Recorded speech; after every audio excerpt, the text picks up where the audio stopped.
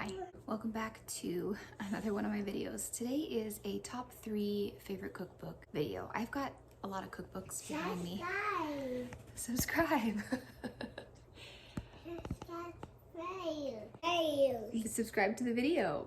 It's my 1-year-old. She's sitting here having snacks and doing her alphabet puzzle next to me, so you'll have to excuse the noise. I have so many cookbooks that it's hard to pick a top 3. So I decided to choose my favorite cookbooks per category. So I've got 3 cookbooks featured today, and the first category is someone that is like, when I say category, I mean like a cooking situation, a season of life. So say you're empty nesters, or you just moved out of the house and you're only feeding yourself, or it's just you and your fiance, or you and whoever. You've got one other person, you maybe alone, and you just don't have very many mouths to feed. My favorite cookbook when I first got married was just my husband and I. But as you can see, I have flagged a lot of recipes, and every single recipe that is flagged, I have made. This, I would even venture to say that it would feed a couple and a small child, like well, I don't know, my 1-year-old eats more than my 4-year-old. But there could be a leftover portion, depending on how much you and your spouse eat. My husband eats a lot, so there was never any leftover. But if you ate a reasonable portion, there would be enough leftover for, I think, even a small child. There are pictures for almost every single recipe and pictures of the steps. And I think this is nice, especially for someone that is just starting to cook, because America's Test Kitchen, they tell you why a recipe works, and they even have step-by-step picture instructions for several of the recipes. Watch your show, Mama. I keep interrupting her, trying to help her with her game, her puzzles. So she told me to watch my show, as in mind my business. It's awfully loud. Every single recipe I've made from here turned out to be delicious. All of the recipes are cut down, portioned, and ratioed in a way that the ingredients, you're never gonna make a ton of food, because you could make a regular recipe that you find on Pinterest, but it's gonna feed 8 people, and then if it's just you and one other person, or even just yourself, you're gonna be eating spaghetti for the next 5 days. And that's a lot of leftovers. So I really liked this book. I learned a lot by reading it, all about garlic, softening garlic, elephant garlic, storing garlic. They have so many tips and tricks about how to cook, why you're cooking, and what you're doing. You want me to hug you? Yeah. This book basically taught me how to cook, and the recipes were all super easy to follow, and everything turned out really delicious, and it never made too much. And that's one of my favorite cookbooks of all time. And the reason I don't cook from it more is because now I need I could double the recipes, I suppose, but I mean, I'm also in a season of life that doesn't, hug me. Hug me. I'm also in a season of life that doesn't allow for a lot of spare time, which brings me into my next category. My next category is for when you're in a season of life that doesn't allow for a lot of extra time, and you do need to feed a family, and you're not necessarily concerned with whole foods, health foods. You're okay with some condensed soup and some box packaged convenience items. My favorite cookbooks for that category, which is the season of life I'm in now,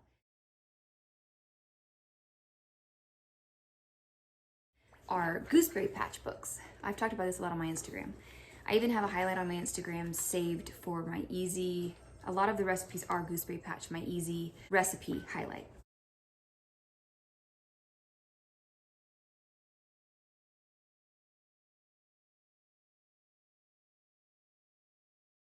A lot of times when I make easy recipes, they don't taste very good. So I'm on a hunt to find a recipe that takes like 4 things, puts them together, and then you just, voila, have an amazing meal.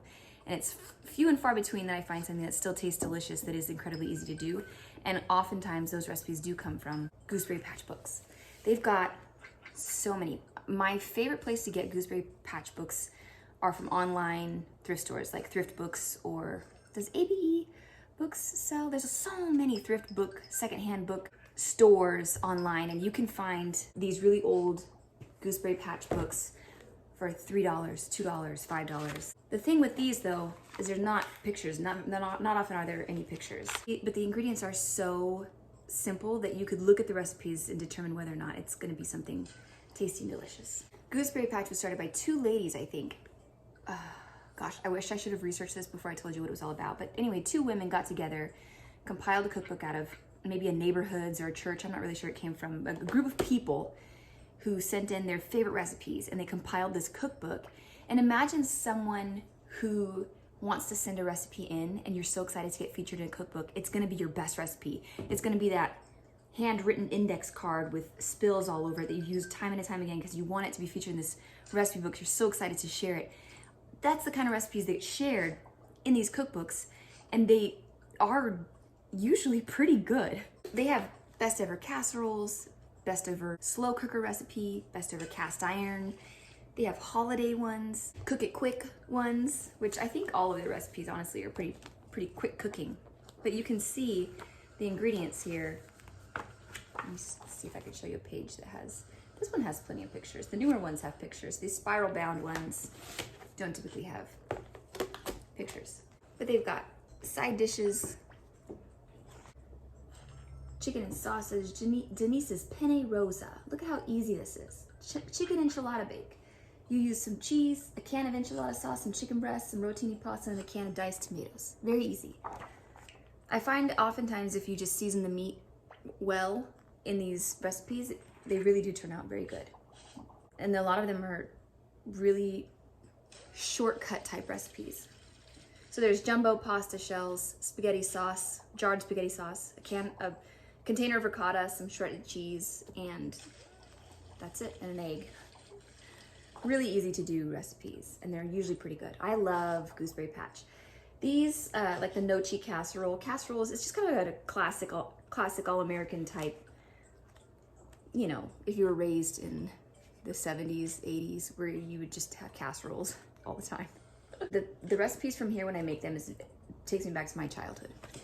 That's my second category. If you're in a pinch for time, you just want food on the table, a hearty, delicious meal. You're not concerned about fat and cholesterol and preservatives and canned ingredients. Something that is really quick and easy to do, and maybe you're a beginner cook and everything else is super intimidating. I feel like these are amazing books. Gooseberry Patch is some of my all-time favorite books, especially for the season of life that requires your attention to be elsewhere other than, you know, in a kitchen for hours. All right, this next category is for someone that is concerned with eating well and eating whole foods and eating in a healthy way.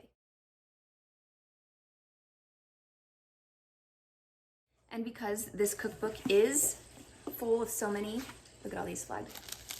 I've made several, almost all of them I've made, except for when I've tagged one that had like really obscure ingredients that I can't find, or the ingredients end up being like $13 for a pound of something. I haven't made those. But I do cook from here because they are actually pretty easy and convenient. A lot of the date balls. I will link a video that I recently made that includes some of the recipes from this cookbook, like hazelnut date brownies. It's a no big thing. You basically just grind up a bunch of raw ingredients in your food processor and press them into brownie shapes. But the smoothie recipes in here are so good. So in addition to things like, you know, a canned condensed soup casserole, I will eat from here also just to have a really healthy, fulfilling meal or food or snack to feed my kids. I supplement our dietary needs a lot with this cookbook. There are no pictures. Well, there are pictures in like clumps. So you've got a chunk of pictures here and then a chunk of pictures here, but not all of the recipes a picture. It mostly just looks like this. But you can see how easy these recipes are. Because it is whole food, it's just so simple. They teach you how to make things like kimchi or your own kombucha. I still never know how to say that. But the ingredients are pretty simple in most of them. Mustard, tarragon, roasted chicken. Look at, it's just chicken with tarragon, Dijon, honey, water, and salt. Roasted chicken with garlic and herbs is just some herbs and garlic and white wine. Really easy to do. Super easy.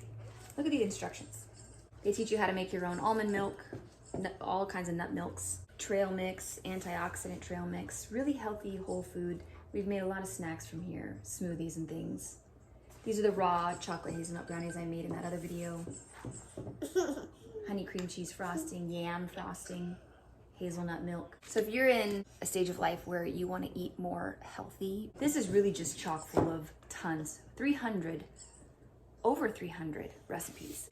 In the beginning, it talks about how to can and how to pressure cook and all that kind of stuff, but energizing nut smoothie, creamy almond kale smoothie, ginger smoothie, minty green smoothie, German banana cinnamon pancakes, root vegetable pancakes, tofu scrambles, simple breakfast stir fry, vegetable frittata with potato crust, breakfast greens, zucchini potato hash.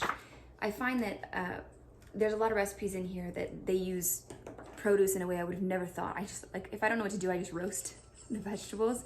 So I'm not very creative when it comes to side dishes. It's something I'm trying to work on. But they use vegetables within these recipes in such a way that I would never have thought to use it like that. And I love that I can incorporate so many good things into one dish. So I really am a fan of this whole life nutrition cookbook. And that's my third favorite cookbook for the category for people that are more whole food conscious and they don't like canned or prepackaged items. Still very easy to do recipes, really informative, and really quite delicious. Okay, that's my top 3 favorite cookbooks, kind of cookbook categories. If there's another category you want me to cover, your favorite cookbook for people in this kind of situation or a category for this kind of meal, I will try to make another favorite cookbook video to tell you what my favorite cookbooks are within that, whatever category it is you suggest. I have Southern food cookbooks, 6-ingredient cookbooks, 5-ingredient cookbooks. I have prep food cookbooks, food on the go, weight loss cookbooks. I've got so many different kinds of cookbooks for kids, old vintage cookbooks. I've got all kinds, and so it was really hard for me to narrow down my favorite cookbook of all time. I like certain cookbooks for different reasons, and I hope that I covered at least 3 of those in today's video. Thank you for watching, and I'll catch you in the next one. Bye.